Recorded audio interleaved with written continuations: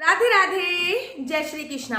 कैसे हो आप सभी लोग? आशा करती हूँ आप सभी मंगल में हो गए, स्वस्थ हो गए, अच्छे हो गए। कल की ही बात है, मैं और मेरे हस्बैंड हम दोनों वृंदावन की परिक्रमा करने के लिए गए। अब जब हम वृंदावन की परिक्रमा में गए तो हमारे बीच में एक बात पे बहस छिड़ गई। वो बात क्या थी, पहले मैं आपको दिखा देती हूँ। वो बात थी ये लोहे की कढ़ाई। मुझे रास्ते में दिख गई लोहे की कढ़ाई और मुझे पता है कि मेरे घर पर लोहे की कढ़ाई नहीं है, तो मैंने लोहे की कढ़ाई खरीदने की जिद करी, जबकि वो जिद मना कर रहे थे, मेरी जिद को नहीं मान रहे थे। मैंने कहा था कि मैं लोहे की कढ़ाई लूंगी और वो कहते हैं कि हमेशा नॉनस्टिक बर्तन यूज करो, अपनी रसोई को थोड़ा डेकोरेट करके रखो, रसोई का थोड़ा स्टेटस बढ़ा के रखो। तो मैंने उनसे बोला कि जब हमारे शरीर का ही स्टेटस नहीं बढ़ेगा तो रसोई का स्टेटस बढ़ा के क्या फायदा कि रसोई में हम नॉन स्टिक बर्तनों का भंडार बना रहे हैं और हम हर महीने डॉक्टर के पास जा रहे हैं। जब वो मैंने ये बात कही तो पूरे रास्ते फिर वो मुझसे पूछते हैं आखिर लोहे की कढ़ाई में खाना बनाने का क्या फायदा होता है, ये तो धुलती भी इतनी मुश्किल से है, इसमें खाना भी काला पड़ जाता है, इतनी भारी भी होती है, लुक में भी अच्छी नहीं होती है। तो जब मैंने पूरे रास्ते उनको समझाया तो मुझे ध्यान में आया कि क्यों ना मैं आप लोगों को भी ये बात बता दूं। बात ये है कि वो ठहरे MBA वाले और हम लोग हैं योग वाले, अर्थात उन्होंने मार्केटिंग में MBA करने के तत्पश्चात डिजिटल मार्केटिंग में अपना कैरियर बनाया, तभी वो बोलते हैं कि रसोई को मेंटेन रखो। और हम हैं योग, आयुर्वेद और अध्यात्म वाले। देखिए आजकल के बच्चे, अच्छी बात है, वो BTech कर रहे हैं, वो C.Tech कर रहे हैं, वो MBA कर रहे हैं, दैट इज गुड। लेकिन अगर आज पूरे विश्व में योग प्रसिद्ध है तो वो भारत की देन है, आयुर्वेद आज पूरे विश्व में प्रसिद्ध है तो वो भारत की ही देन है। तो हमें भारत में जो चीजें मिली है उनको ग्रहण करके रखना चाहिए। तो चलिए ज्यादा आपका टाइम वेस्ट ना करते हो, सबसे पहले मैं आपको बताती हूँ कि अगर आपके घर पे भी है लोहे की कढ़ाई तो आपको किसी भी प्रकार की थकान नहीं होगी। अर्थात अगर आपके घर पे लोहे की कढ़ाई में खाना बनता है तो जो आजकल की महिलाएं बोलती है ना कि मुझे थकान बहुत रहती है, मैं थोड़ा सा काम करती हूँ थक जाती हूँ, थोड़ा सा काम करती हूँ थक जाती हूँ, मेरे काक मसल्स में पेन रहता है, अर्थात मेरी पिंडली में दर्द रहता है, मेरे सिर में पेन रहता है, मैं एनीमिया की पेशेंट हूँ, मेरा हीमोग्लोबिन कम है और 70 80 कभी कभी 500 600 रुपए की दवाई खा जाती हैं वो खून बढ़ाने की, अपने एनीमिया हटाने की। और जो गर्भवती महिलाएं होती हैं उनको तो डॉक्टर स्पेशली एनीमिया की दवाई देते हैं, अर्थात हीमोग्लोबिन बढ़ाने की दवाई देते हैं, अर्थात खून बढ़ाने की दवाई देते हैं, क्योंकि उनमें खून की कमी बहुत ज्यादा पाई जाती है।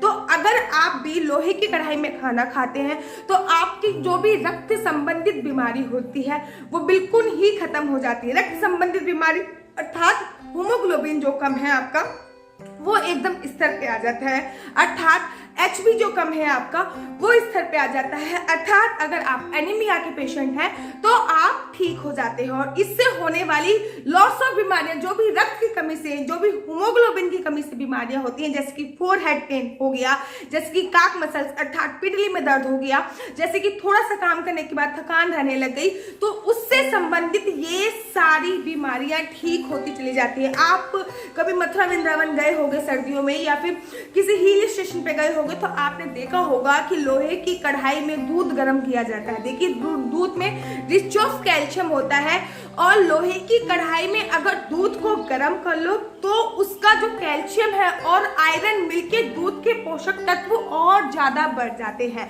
तो अगर आपके शरीर में भी पैरों में स्वेलिंग आ जाती है, किसी के मैंने देखा फेस पे स्वेलिंग आती है, अगर आपके शरीर में भी स्वेलिंग आने की परेशानी है, अर्थात आपके शरीर में भी सूजन आने की परेशानी है, तो मैं आपको बोलना चाहूंगी कि आपको लोहे की कढ़ाई में ही दूध गर्म करना चाहिए।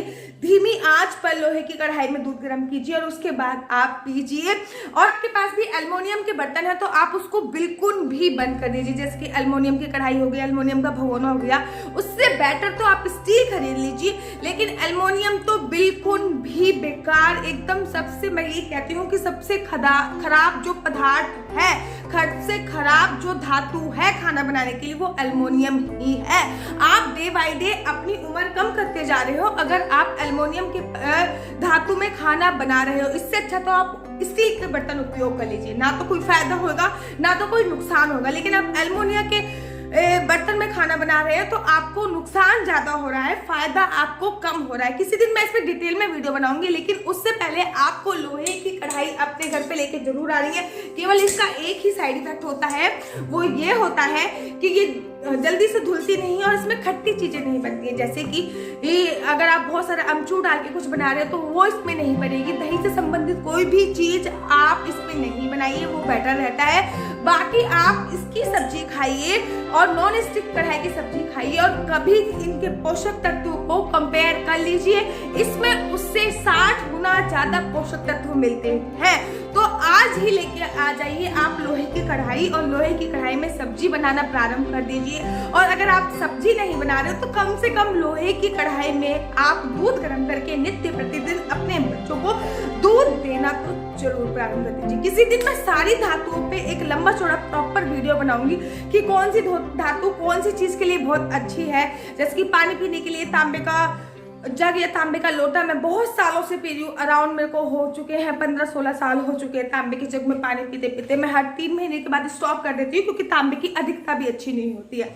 तो जब मैं 3 महीने के बाद स्टॉप करती हूँ तो फिर मैं चांदी के जग में, मतलब जग में चांदी का, किसी भी स्टील के जग में चांदी का पात्र डाल देती हूँ। मेरे पास इतना पैसा नहीं है कि मैं चांदी का जग अफोर्ड कर पाऊँ, तो फिर मैं चांदी का पानी पीने लग जाती हूँ। सम टाइम फिर मैं सोने का पानी पीने जाती हूँ, मतलब सोने की धातु डाल दी, कोई भी एक अंगूठी निकाल के सोने की डाल दी तो वो सोने का पानी बन जाता है। अगर आप चाहते हो कि मैं इस पर भी डिटेल में वीडियो बनाऊं तो मैं इस पर भी डिटेल में वीडियो बना सकती हूँ, लेकिन पूरी डिटेल में वीडियो बनाऊंगी खाने के ऊपर। लेकिन उससे पहले आपको मेरा YouTube channel Haribol like share और सब्सक्राइब करना बहुत जरूरी होगा।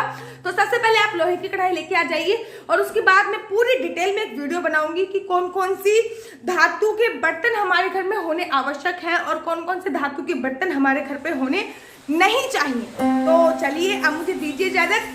राधे राधे, हरि बोल।